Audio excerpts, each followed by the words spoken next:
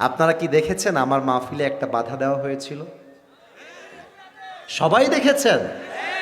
আমার মাহফিলে একজন নেতা বাধা দিয়েছিল, সবাই দেখেছেন?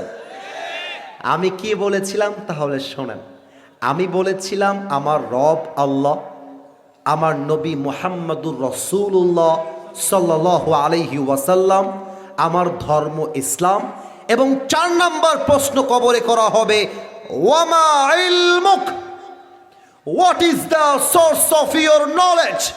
তুমি যে এতগুলো জ্ঞান অর্জন করেছো, এই জ্ঞানের উৎস কোথায়? আমি বলবো আমার জ্ঞানের উৎস একটা কিতাব, কিতাবটার নাম আল কোরআন। আমি বলেছিলাম কোরআন যে আমার ধর্মীয় কিতাব, এটা কবরে গিয়ে বললেই বলা যাবে না, এটা চাইলেই বলা যাবে না, বরং আমাদেরকে আগামীর পার্লামেন্ট থেকে ব্রিটিশ আইন সরিয়ে দিয়ে, মানুষের বানানো আইন সরিয়ে দিয়ে আগামীর পার্লামেন্ট করতে হবে আল্লাহর কোরআনের সংবিধান দিয়ে।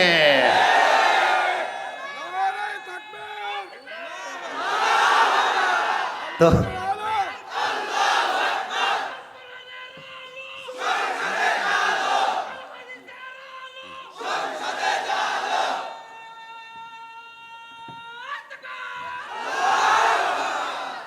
যে দাঁড়িয়েছে উনি প্রমাণ করেছে শহীদ ওসমান হাদির শিক্ষা আমাদের যুবকদের কলিজায় ঢুকে গিয়েছে। শহীদ ওসমান হাদি আমাদেরকে শিখিয়ে দিয়েছে বিড়ালের মতো 500 বছর বেঁচে থাকার কোনো দাম নাই। আরে বাঁচতে হলে সিংহের মতো 1 ঘন্টা আমরা বাঁচতে চাই। বলো বীর আমি চির উন্নত মম শির, শির নেহারি আমারই নত শির ওই শিখর হিমাদ্রির। বলো বীর, বলো মহাবিশ্বের মহাকাশবাড়ি, চন্দ্র সূর্য গ্রহ তারা ছাড়ি, ভুলক দুলক গোলক ভেদিয়া খোদার আসন আরশ ছেদিয়া উঠিয়াছে চির বিস্ময় আমি বিশ্ববিধাত্রীর। বলো বীর আমি চির উন্নত শির। ঠিক কিনা বলে? আরে কাফেরদের মাথা যদি নিচু না হয় সে তো বাতিলের দালাল, তার মাথা যদি নিচু না হয় আমি হকের কথা বলবো, আমার মাথা নিচু হবে কেন? অতএব আমি বলতে চাই আগামীর পার্লামেন্ট চলবে আল্লাহর কোরআন দিয়ে, এবং ওসমান হাদিকে খুন করে যারা পালিয়ে গিয়েছে ওদেরকে ঢাকার জাতীয় মসজিদ বাইতুল মুকাররমের সামনে দাঁড় করিয়ে ওরা যেমন আমার ভাইয়ের মাথায় গুলি করেছে ওদের মাথায় গুলি করে হত্যার রায় পাশ করতে হবে। হাত তুলে বলো সবাই, ঠিক কিনা? আল্লাহ যেন এই আইনটা পাশ করার তৌফিক আমাদেরকে দান করে, পড়া আমিন। আচ্ছা, প্রথম প্রশ্ন করছি, জবানটা উঁচু করে উত্তর দিবেন। মার রব্বুক, আমাদের রবকে? না, এটা জয়পুরহাটের সাউন্ড হতে পারে না। বলেন আমাদের রব একজন, তিনি কে? আল্লাহ আমার রব। খুঁজে পাওয়া গেছে। আর একবার, আল্লাহ আমার রব, দমে দমে তনু মনে তারি অনুভব, তোমার দুনিয়াতে আমি যেদিকে তাকাই অথই নেয়ামতে ডুবে আছি সবাই। পাক পাখালির কণ্ঠে শুনি তসবিহ কল রব, তসবিহ কল রব, আল্লাহ আমার রব, দমে দমে তনু মনে তারি অনুভব। রবকে? এবার একটু আমার দিকে তাকান তো, আমার মুখে যে দাড়িটা রেখেছি এই কথাটা অন্তত জোরে বললেন। আমি যে দাড়িতে এখানে বসে আছি, মাথাটা একটু উঁচু করলাম মাইকটা না হটিয়ে, আমাকে দাড়িতে কি দেখতে আনস্মার্ট লাগতেছে? মাশাআল্লাহ, যে বলেছেন তাকে থ্যাংক ইউ সো মাচ। আচ্ছা, আমার স্টেজে দেখেন আমার আব্বাজানের দাঁড়িয়ে আছে, আমার আব্বাজানের সবারই দাঁড়িয়ে আছে। আচ্ছা, এবার বলেন তো, এই যে দাড়িটা আমরা রেখেছি এই বয়সে আমাদেরকে দেখতে দাড়িতে অসুন্দর লাগতেছে? এত আস্তে না বললেন কেন? জোরে বলেন, অসুন্দর লাগতেছে? কিছু মেয়ে আছে দেখবেন দাড়িওয়ালা মানুষ দেখলে গায়ের মধ্যে জ্বালা পোড়া চুলকানি শুরু হয়ে যায়। একটা কথা তো হাদিসের বাহিরে মনে পড়ে গেল, অনুমতি পাওয়া যাবে? না, অনুমতি পাওয়া গেলে বলবো, বলা যাবে? ওই এক ছেলে বিয়ে করতে গেছে পাত্রী দেখার জন্য, পাত্রী দেখে বিয়ে করবে আর কি। তো পাত্রী দেখে ফেলেছে, মাশাআল্লাহ লড়কি বহুত হি খুবসুরত, সুন্দর, হ্যাঁ মাশাআল্লাহ। বিয়ের কথাবার্তা সব আগায় গেছে, আব্বাজান কান খাড়া করবেন। এখন ছেলেটা মহা খুশি, আখের মে মুঝে বিবি মিল হি গই, পেয়ে গেছি আমার বউ, আর কে ঠেকায় আমাকে এবার। তো কথাবার্তা বলে বাড়ি থেকে যখন বের হয়ে যাবে, মেয়েটা পেছন থেকে ডাক দিয়েছে, ভাইয়া একটু কথা বলা যাবে? মেয়েটা, এই মেয়েরা ঢং করে না এরকম? কথা ঢং করে না? বয়স হচ্ছে 25, আরে এমন ভাবে কথা বলে মনে হয় যে কেবল মায়ের পেট থেকে বের হয়ে আসছে, ঠিক না? তো মেয়েটা বলছে, ভাইয়া একটু কথা বলা যাবে? যুবক বলছে, ইয়ার ইয়ে তো বড়ি মুশকিল হয়ে গই, সব কিছু তো ঠিকঠাক ছিল, মাঝে আবার কি কথা বলবে আল্লাহই জানে, কোথায় আবার কি অ্যাফেয়ার ট্যাফেয়ার আছে কিনা। তো যুবকটা কোনো মতে ওর কাছে এসেছে। তো মেয়েটা বলছে যে, ভাইয়া কথাটা একটু পার্সোনাল, তো রুমে গিয়ে বলতে চাই একা একা আপনার সাথে। তো যুবক বলছে, ইসলামী শরীয়ত এটা তো জায়েজ নেই, আমার আব্বা আম্মা দূরে দাঁড়িয়ে আছে, আপনি আমাকে এখানেই বলেন। তো মেয়েটা বলছে, আপনাকে আমার পুরো ফ্যামিলির সবার পছন্দ হয়েছে, আমারও পছন্দ হয়েছে, তবে একটা প্রবলেম আছে। কি প্রবলেম? বলছে, আপনার মুখের এই দাড়িটা আছে না, এটা ক্লিন শেভ করলে আমি আপনাকে বিয়ে করতে পারবো। নাউজুবিল্লাহ পড়লেন না তো আপনারা? আচ্ছা, যুবকটা কি বলেছে তা তো বুঝতে হবে আপনাকে, এটা তো মেইন মেসেজ। যুবকটা বলতেছে, আপনি যদি আমাকে দাড়ির জন্য বিয়ে করতে না চান, আপনার মতো মেয়ে যদি আমাকে দাড়ির জন্য রিজেক্ট করে দেয়, আপনার মতো কয়েক কোটি মেয়ে একদিকে, আমার নবীর সুন্নতের দাড়ি আর একদিকে। আপনার মতো মেয়েকে আমি ছাড়তে পারবো, বাট নবীর সুন্নতের দাড়ি কাটবো, এটা কোশ্চেন কালেও সম্ভব হতে পারে না। আর একটা কথা বলবো, মেয়েরা রাগ করবে, যুবকরা খুশি হবে। যেই মেয়েদের দাড়িওয়ালা পছন্দ হয় না, এদের জন্য বিটিএস এর হিজড়া ছাড়া সেকেন্ড কোনো অপশন আমাদের কাছে নাই। আরে যেই মেয়ে আমাকে দাড়ির জন্য বিয়ে করতে চায় না, সে তো আমার বাড়ির বউ হওয়ার যোগ্যতাই রাখে না। আর যেই মেয়ে আমাকে দাড়ির জন্য বিয়ে করতে চায়, সেই তো আমার বাড়ির বউ হওয়ার যোগ্যতা রাখে, ঠিক কিনা বলে? এবার বলেন তো, আমার নবীর মুখে লম্বা লম্বা দাড়ি ছিল কি ছিল না? আমার নবীর মতো সুন্দর কি পৃথিবীতে দ্বিতীয় আর কেউ হতে পারে?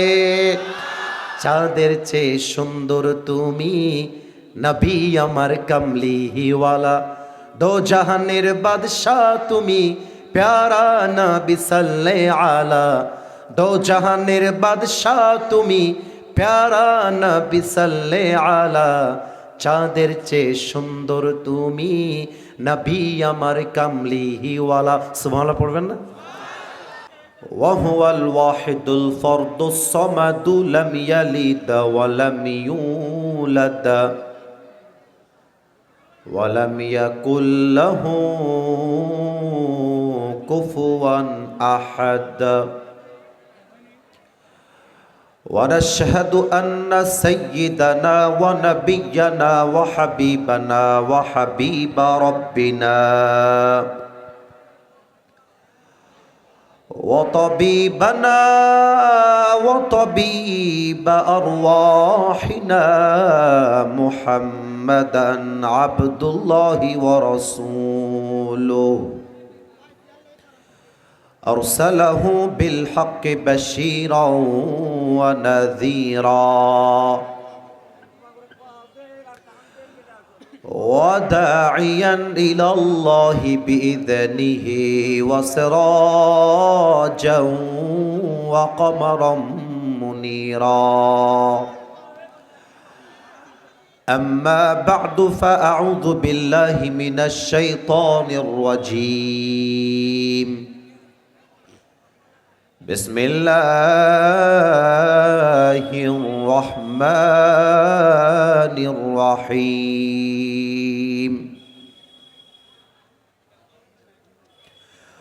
ونزلنا عليك الكتاب تبيانا لكل شيء وهدى ورحمة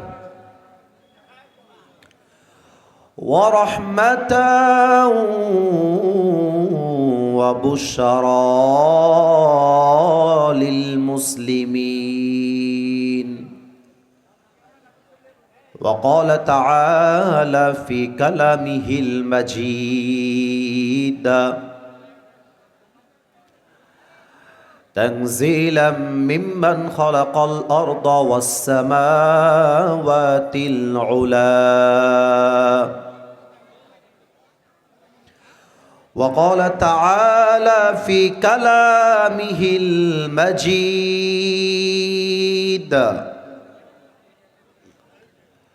كتاب أنزلناه إليك لتخرج الناس من الظلمات إلى النور.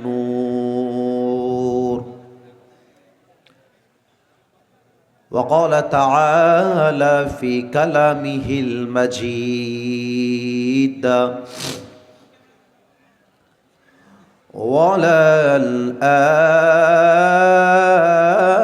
وللآخرة خير لك من الأولى. وقال رسول الله صلى الله عليه وسلم تركت فيكم أمرين لن تضلوا ما تمسكتم بهما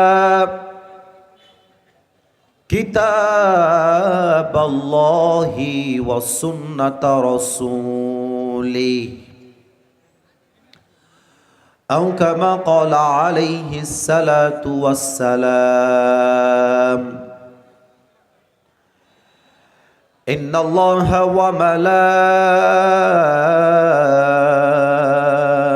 وملائكته يصلون على النبي يا أيها الذين آمنوا صلوا عليه وسلموا تسليما.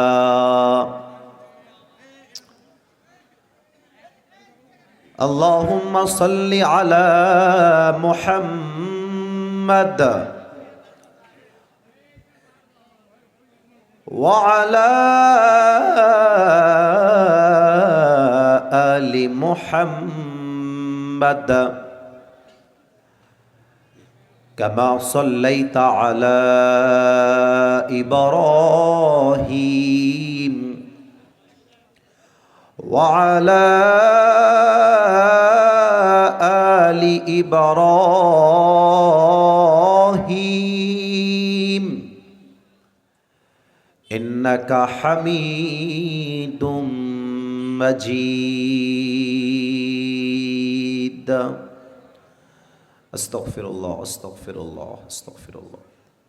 খুবই সুন্দর চমৎকার গোছানো একটা মাহফিল, কিন্তু আপনারা ডানে কিছু লোক কথা বলছেন, এটাতে আমি খুব বিরক্ত বোধ করেছি।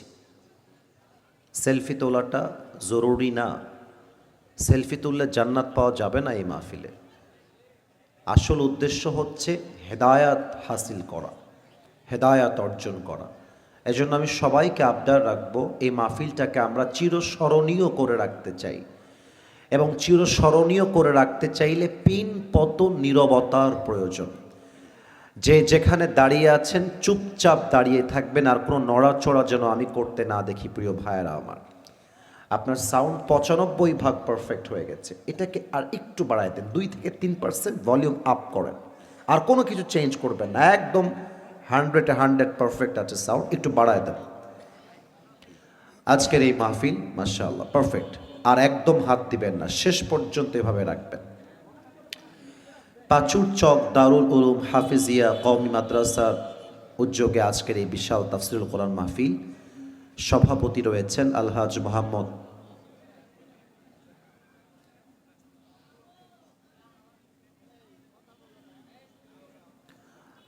মোহাম্মদ খলিলুর রহমান সাহেব, সভাপতি পাচুর চক দারুল উলুম হাফিজিয়া কওমি মাদ্রাসা। প্রধান অতিথি আছেন আলহাজ মোহাম্মদ দেলোয়ার হোসেন, স্বত্বাধিকারী, ঘড়িঘর, কেন্দ্রীয় জামে মসজিদ মার্কেট, জয়পুরহাট। প্রধান উপদেষ্টা আছেন মাওলানা শাহ মোহাম্মদ শামসুল আলম, প্রতিষ্ঠাতা মোহতামিম শাইখুল হাদিস মোলামগাড়ি মাদ্রাসা, শিবগঞ্জ, বগুড়া। প্রধান পৃষ্ঠপোষক রয়েছেন আলহাজ মোহাম্মদ রফিকুল ইসলাম, বিশিষ্ট ব্যবসায়ী।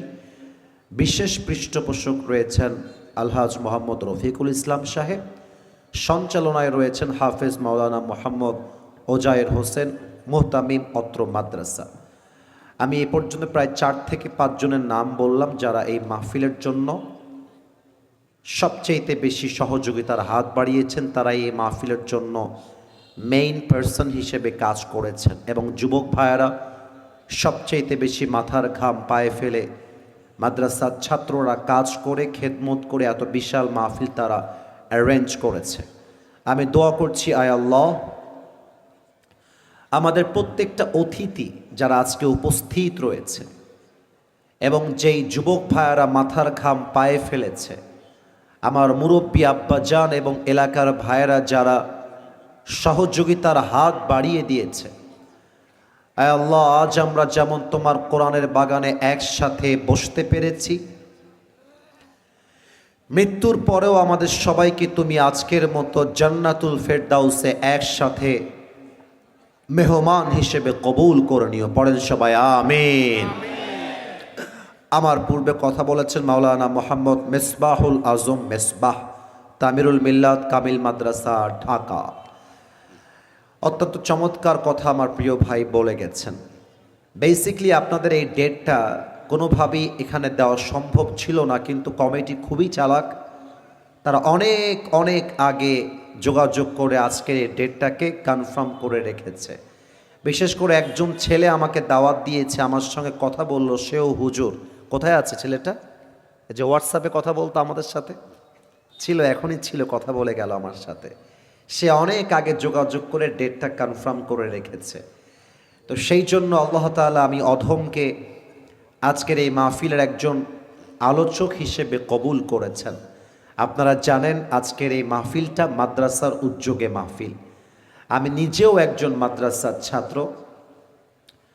আমি হাফেজ হয়েছি আজ থেকে প্রায় 14 থেকে 15 বছর আগে।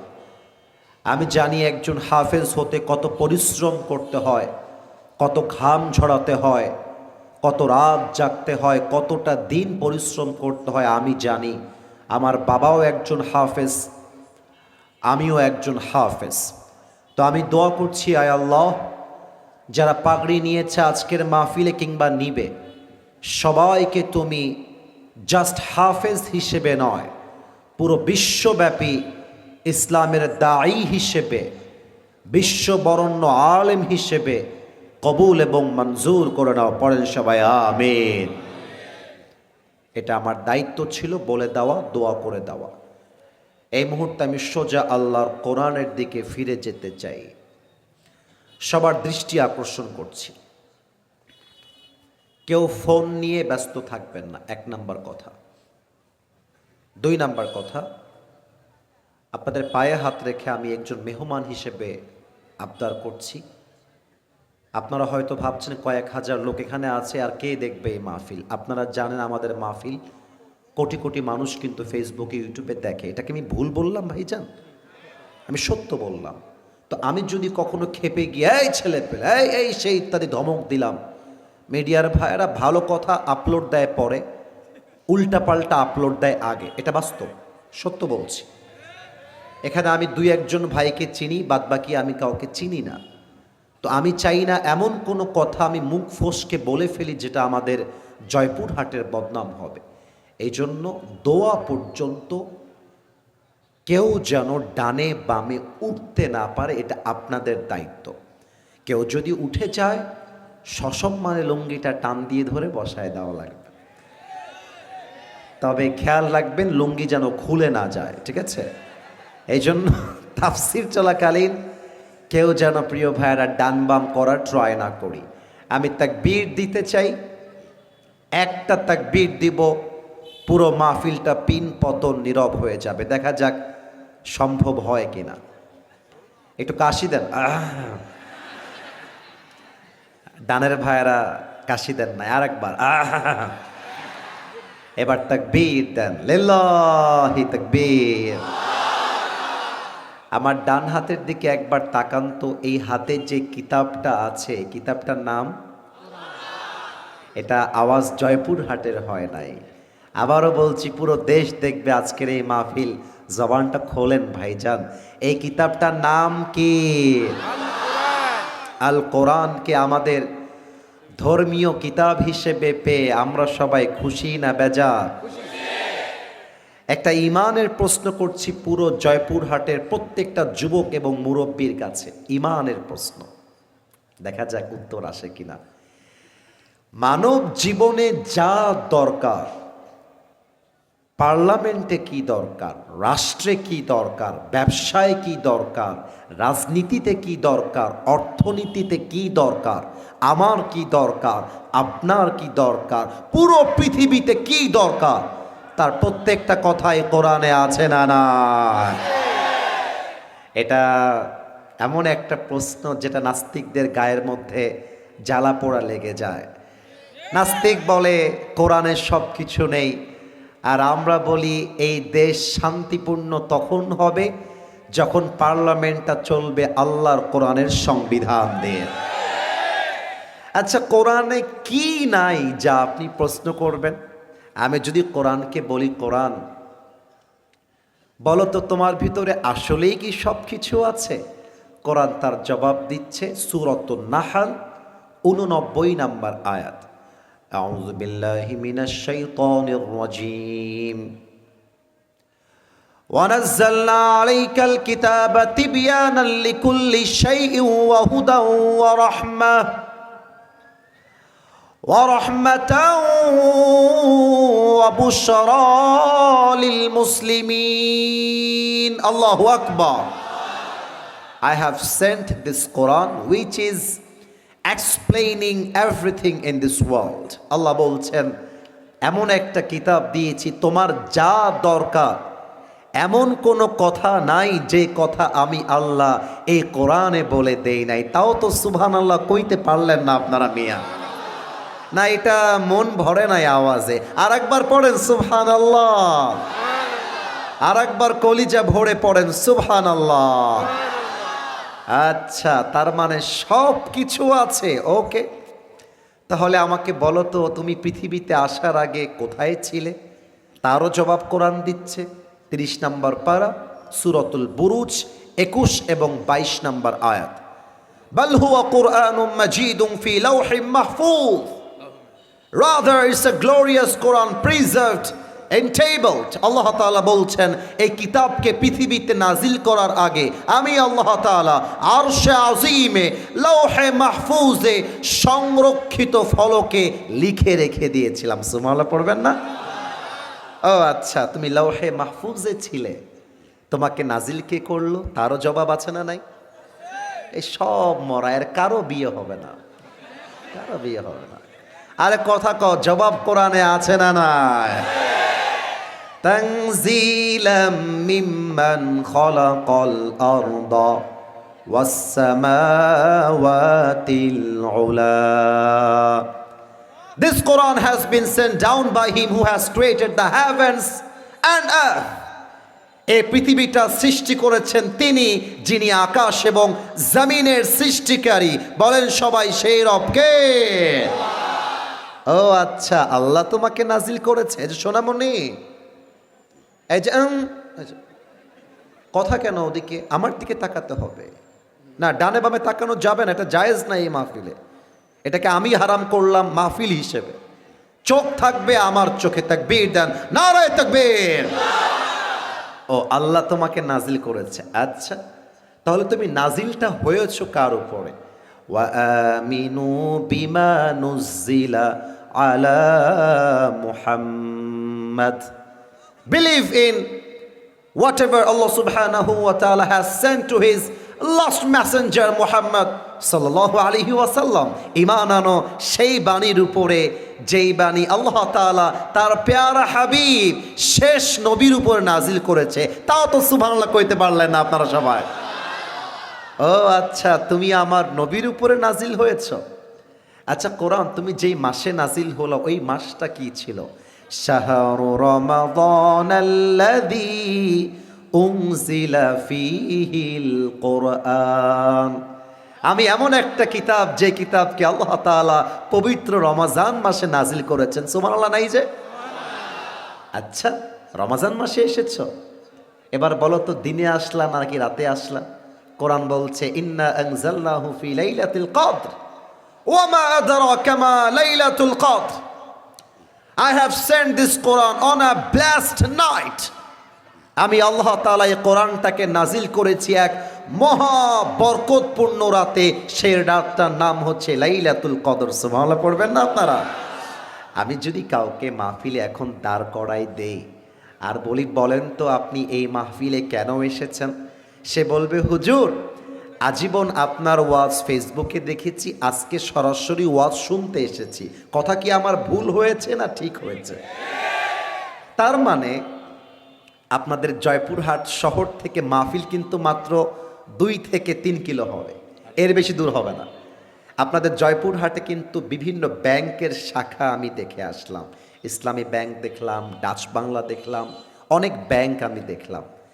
আগামীকাল রবিবার যদি আপনি বা শনিবার যদি আপনি ব্যাংকে যান অথবা রবিবারে যান ব্যাংক খোলার পরে, আপনি একটু আমাকে খেয়াল করবেন, রাগ করবেন না, আমার দিকে একটু তাকাবেন সবাই, এটাই বোঝাতে চেয়েছি। আপনি ব্যাংকে গিয়ে অফিসারের সামনে চেয়ারে বসে গেছেন, অফিসার বলছে স্যার আপনি কেন এসেছেন, how can I help you, আপনাকে আমি সাহায্য কেমনে করব স্যার? আপনি যদি বলেন স্যার আমি যে কেন এসেছি আমি তো জানি না স্যার, স্যার বলবে আপনার মাথার তার কি ছেঁড়া আছে? আরে আপনি কেন এসেছেন তাই জানেন না? তার মানে আপনি যেখানে যাবেন আপনার একটা উদ্দেশ্য থাকতে হবে। মাঠে যায় মানুষ খেলতে, মসজিদে যায় মানুষ নামাজ পড়তে, হেফজোখানায় ভর্তি হয় হাফেজ হতে, নামাজ পড়ে সওয়াবের আশায়, কোরআন পড়ে সওয়াবের আশায়, মেয়েরা বোরকা পরে ঢাকার জন্য। তার মানে মানুষের জীবনের প্রতিটা কাজে কাজে একটা উদ্দেশ্য আছে না নাই? এই কোরআন তুমি আমাকে বলো তো তুমি যে কেন এসেছো, তোমার আসার উদ্দেশ্য কি? সূরাত ইব্রাহিম কোরআন বলছে কিতাবুন আনজালনাহু ইলাইকা লিতুখরিজান নাসা মিনাল যুলুমাতি ইলান নূর। I have sent this Quran to lead the mankind out of darkness into the light. Uff, আল্লাহু আকবার। আল্লাহর কথা কি রে ভাই? আল্লাহ বলছে এই কোরআনটা আমি আমার নবীকে দিয়েছি একটা উদ্দেশ্যে, যাতে করে আমার নবী জাহান্নামী মানুষগুলোকে জান্নাতি মানুষ বানাতে পারে। আমি যদি কারো কারো পকেট চেক করি, আমারটা চেক করলে একটা ফোন বের হবে, এটা আইফোন, কারোটা চেক করলে আইফোন 17 প্রো ম্যাক্স, কারোটা চেক করলে ওপ্পো, কারোটা চেক করলে রিয়েলমি। যদি বলেন ভাই আপনি আইফোন ইউজ করেন কেন, লাভ কি আইফোনের ভিতরে? বলবে হুজুর আইফোনটা খুবই স্মুথলি ইউজ করা যায়, এতটা স্লো মারে না। ও আচ্ছা আচ্ছা, তার মানে আপনি আইফোন ইউজ করলে লাভ হলো 10 মিনিটের কাজ 2 মিনিটে করা যায়। ও তার মানে আপনি এই জন্য আইফোনটাকে অ্যাকসেপ্ট করেছেন। আচ্ছা কোরআন, আমি যদি তোমাকে অ্যাকসেপ্ট করি, আমি যদি তোমাকে পার্লামেন্টে নিয়ে যাই, আমি যদি আমার প্রত্যেকটা জীবনের জায়গায় জায়গায় তোমাকেই মানি, তোমাকেই রোল মডেল বানাই, আমার লাভটা কি হবে? ফামান তাবিআ হুদায়া ফালা খাউফুন আলাইহিম ওয়ালা হুম ইয়াহজানুন। কোরআন বলছে তুমি আমারে যদি মানতে পারো, আমি কোরআন তোমারে গ্যারান্টি দিলাম তোমার জীবনে দুশ্চিন্তা বলতে, ভয় বলতে, চিন্তা বলতে আর কোনো কিছুই বাকি থাকবে না। তাও তো সুবহানাল্লাহ কইতে পারলেন না আপনারা। আজকে সেই কোরআনের কথা শুনবার জন্য আমরা বসেছি। এতক্ষণ যে আয়াতগুলো পড়েছি একের পর এক, এগুলো ছিল আমার ভূমিকার কথা। আমার আসল তাফসীর কিন্তু এখনো শুরু হয় নাই, এখন শুরু হবে। আমি বেয়াদবি নিবেন না, একটু দেখতে চাই আপনাদের বউ আছে কার কার, তারা একটু হাত তোলেন তো। বউ আছে? আপনাদের বউ আছে? আচ্ছা হাত নামা। এবার কপাল পোড়া হতভাগা সিঙ্গেল যারা, তারা একটু হাত তোল। আপনারা দেখেন স্যাররা যারা স্টেজে আছেন, তোমাদের কারো বউ নাই। আল্লাহ তুমি সবাইকে দিনদার নেককার বউ দিয়ে দাও। যে আমিন কয় না ওই শালা বউ পাবে না। আরে সিঙ্গেলরা বলেন সবাই আমিন। রাগ করবেন না, যুবকরা আমারে ভালোবাসে তো, এই জন্য একটু মজা করে বললাম যুবকদেরকে। আমরা 3টা তাকবীর দিব আল্লাহর নামে। প্রথম তাকবীর দিবেন বিবাহিত ভাইয়েরা, দ্বিতীয় তাকবীর দিবেন আমার প্রিয় সিঙ্গেল ভাইয়েরা, এবং সর্বশেষ তাকবীর সবাই মিলে এমন জোরে দিবেন যেন আমি স্টেজ ভেঙে সবাইকে নিয়ে নিচে পড়ে যাই।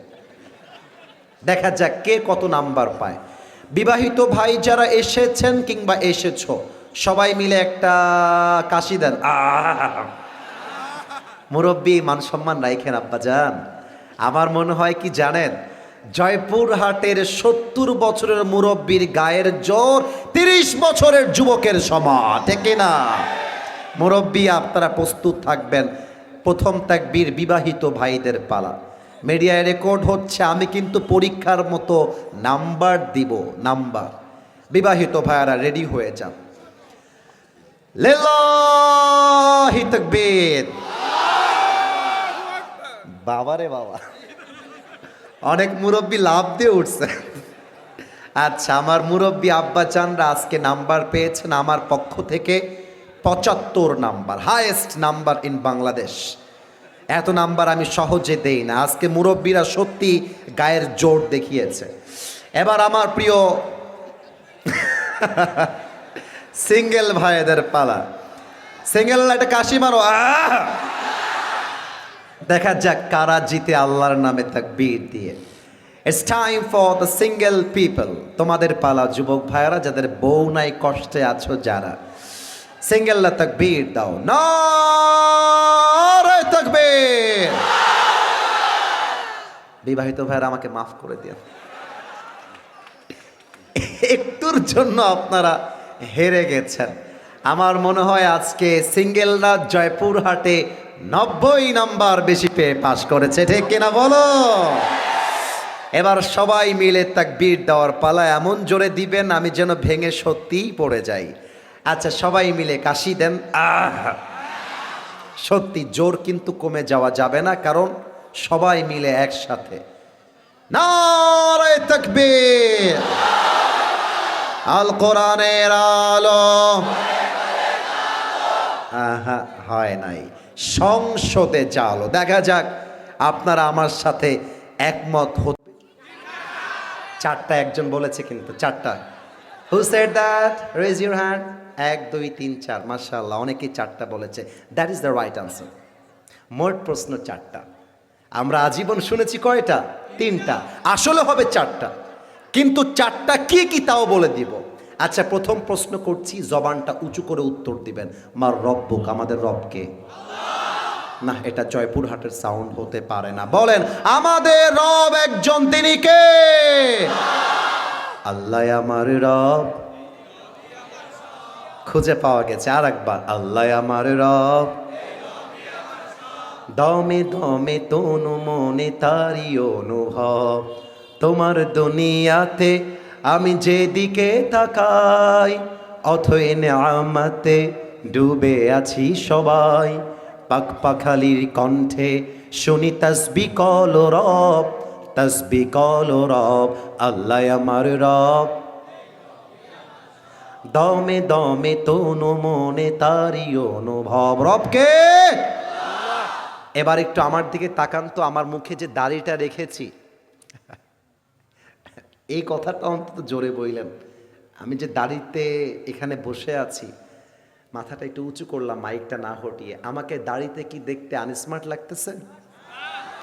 মাশাআল্লাহ, যে বলেছেন তাকে থ্যাংক ইউ সো মাচ। আচ্ছা, আমার স্টেজে দেখেন, আমার আব্বাজানের দাঁড়িয়ে আছে, আমার আব্বাজানের সবারই দাঁড়িয়ে আছে। আচ্ছা, এবার বলেন তো, এই যে দাড়িটা আমরা রেখেছি এই বয়সে, আমাদেরকে দেখতে দাড়িতে অসুন্দর লাগতেছে? এত আস্তে না বললেন কেন? জোরে বলেন, অসুন্দর লাগতেছে? কিছু মেয়ে আছে দেখবেন, দাড়িওয়ালা মানুষ দেখলে গায়ের মধ্যে জ্বালা পোড়া চুলকানি শুরু হয়ে যায়। একটা কথা তো হাদিসের বাহিরে মনে পড়ে গেল। অনুমতি পাওয়া যাবে না? অনুমতি পাওয়া গেলে বলবো, বলা যাবে? ওই এক ছেলে বিয়ে করতে গেছে পাত্রী দেখার জন্য, পাত্রী দেখে বিয়ে করবে আর কি।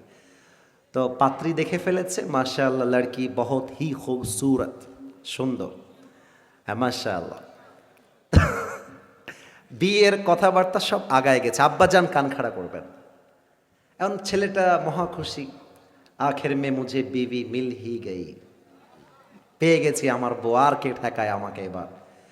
তো কথাবার্তা বলে বাড়ি থেকে যখন বের হয়ে যাবে, মেয়েটা পেছন থেকে ডাক দিয়েছে, ভাইয়া একটু কথা বলা যাবে? মেয়েটা, এই মেয়েরা ঢং করে না এরকম? কথা ঢং করে না? বয়স হচ্ছে 25, আরে এমন ভাবে কথা বলে মনে হয় যে কেবল মায়ের পেট থেকে বের হয়ে আসছে, ঠিক না? তো মেয়েটা বলছে, ভাইয়া একটু কথা বলা যাবে? যুবক বলছে, ইয়ার ইয়ে তো বড়ি মুশকিল হয়ে গই, সব কিছু তো ঠিকঠাক ছিল, মাঝে আবার কি কথা বলবে আল্লাহই জানে, কোথায় আবার কি অ্যাফেয়ার ট্যাফেয়ার আছে কিনা। তো যুবকটা কোনো মতে ওর কাছে এসেছে। তো মেয়েটা বলছে যে, ভাইয়া কথাটা একটু পার্সোনাল, তো রুমে গিয়ে বলতে চাই একা একা আপনার সাথে। তো যুবক বলছে, ইসলামী শরীয়ত এটা তো জায়েজ নেই, আমার আব্বা আম্মা দূরে দাঁড়িয়ে আছে, আপনি আমাকে এখানেই বলেন। তো মেয়েটা বলছে, আপনাকে আমার পুরো ফ্যামিলির সবার পছন্দ হয়েছে, আমারও পছন্দ হয়েছে, তবে একটা প্রবলেম আছে। কি প্রবলেম? বলছে, আপনার মুখের এই দাড়িটা আছে না, এটা ক্লিন শেভ করলে আমি আপনাকে বিয়ে করতে পারবো। নাউজুবিল্লাহ পড়লেন না তো আপনারা? আচ্ছা, যুবকটা কি বলেছে তা তো বুঝতে হবে আপনাকে, এটা তো মেইন মেসেজ। যুবকটা বলতেছে, আপনি যদি আমাকে দাড়ির জন্য বিয়ে করতে না চান, আপনার মতো মেয়ে যদি আমাকে দাড়ির জন্য রিজেক্ট করে দেয়, আপনার মতো কয়েক কোটি মেয়ে একদিকে, আমার নবীর সুন্নতের দাড়ি আর একদিকে। আপনার মতো মেয়েকে আমি ছাড়তে পারবো, বাট নবীর সুন্নতের দাড়ি কাটবো, এটা কোশ্চেন কালো সম্ভব হতে পারে না। আর একটা কথা বলবো, মেয়েরা রাগ করবে, যুবকরা খুশি হবে। যেই মেয়েদের দাড়িওয়ালা পছন্দ হয় না, এদের জন্য বিটিএস এর হিজড়া ছাড়া সেকেন্ড কোনো অপশন আমাদের কাছে নাই। আরে যেই মেয়ে আমাকে দাড়ির জন্য বিয়ে করতে চায় না, সে তো আমার বাড়ির বউ হওয়ার যোগ্যতাই রাখে না। আর যেই মেয়ে আমাকে দাড়ির জন্য বিয়ে করতে চায়, সেই তো আমার বাড়ির বউ হওয়ার যোগ্যতা রাখে, ঠিক কিনা বলে? এবার বলেন তো, আমার নবীর মুখে লম্বা লম্বা দাড়ি ছিল কি ছিল না? আমার নবীর মতো সুন্দর কি পৃথিবীতে দ্বিতীয় আর কেউ হতে পারে? চাঁদের চেয়ে সুন্দর তুমি, নবী আমার কামলিওয়ালা, দো জাহানের বাদশাহ তুমি, প্যারা নবী সাল্লাল্লাহু আলা, দো জাহানের বাদশাহ তুমি, প্যারা নবী সাল্লাল্লাহু আলা, চাঁদের চেয়ে সুন্দর তুমি, নবী আমার কামলিওয়ালা। সুবহানাল্লাহ পড়বেন না? আপনারা কি দেখেছেন আমার মাহফিলে একটা বাধা দেওয়া হয়েছিল? সবাই দেখেছেন? আমার মাহফিলে একজন নেতা বাধা দিয়েছিল, সবাই দেখেছেন? আমি কি বলেছিলাম তাহলে শোনেন। আমি বলেছিলাম, আমার রব আল্লাহ, আমার নবী মুহাম্মদুর রাসূলুল্লাহ সাল্লাল্লাহু আলাইহি ওয়াসাল্লাম, আমার ধর্ম ইসলাম, এবং 4 নাম্বার প্রশ্ন কবরে করা হবে, ওয়ামা ইলমুক, what is the source of your knowledge? তুমি যে এতগুলো জ্ঞান অর্জন করেছো, এই জ্ঞানের উৎস কোথায়? আমি বলবো, আমার জ্ঞানের উৎস একটা কিতাব, কিতাবটার নাম আল কোরআন। আমি বলেছিলাম, কোরআন যে আমার ধর্মীয় কিতাব, এটা কবরে গিয়ে বললেই বলা যাবে না, এটা চাইলেই বলা যাবে না, বরং আমাদেরকে আগামীর পার্লামেন্ট থেকে ব্রিটিশ আইন সরিয়ে দিয়ে, মানুষের বানানো আইন সরিয়ে দিয়ে আগামীর পার্লামেন্ট করতে হবে আল্লাহর কোরআনের সংবিধান দিয়ে।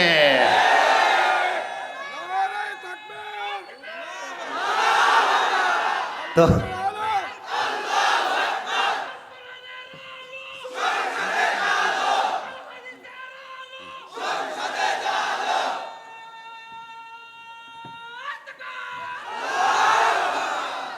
যে দাঁড়িয়েছে উনি প্রমাণ করেছে শহীদ ওসমান হাদির শিক্ষা আমাদের যুবকদের কলিজায় ঢুকে গিয়েছে। শহীদ ওসমান হাদি আমাদেরকে শিখিয়ে দিয়েছে বিড়ালের মতো 500 বছর বেঁচে থাকার কোনো দাম নাই। আরে বাঁচতে হলে সিংহের মতো 1 ঘন্টা আমরা বাঁচতে চাই। বলো বীর আমি চির উন্নতম মশির, শির নেহারি আমারই নত শির ওই শিখর হিমাদ্রির। বলো বীর বলো মহাবিশ্বের মহাকাশবাড়ি, চন্দ্র সূর্য গ্রহতারা ছাড়ি, ভুলক দুলক গোলক ভেদিয়া খোদার আসন আরশ ছেদিয়া উঠিয়াছে চির বিস্ময় আমি বিশ্ববিধাত্রীর। বলো বীর আমি চির উন্নত শির, ঠিক কিনা বলে? আরে কাফেরদের মাথা যদি নিচু না হয় সে তো বাতিলের দালাল, তার মাথা যদি নিচু না হয় আমি হকের কথা বলবো, আমার মাথা নিচু হবে কেন? অতএব আমি বলতে চাই আগামীর পার্লামেন্ট চলবে আল্লাহর কোরআন দিয়ে, এবং ওসমান হাদিকে খুন করে যারা পালিয়ে গিয়েছে ওদেরকে ঢাকার জাতীয় মসজিদ বাইতুল মুকাররমের সামনে দাঁড় করিয়ে ওরা যেমন আমার ভাইয়ের মাথায় গুলি করেছে ওদের মাথায় গুলি করে হত্যার রায় পাশ করতে হবে। হাত তুলে বলো সবাই, ঠিক কিনা? আল্লাহ যেন এই আইনটা পাশ করার তৌফিক আমাদেরকে দান করে, পড়না আমিন।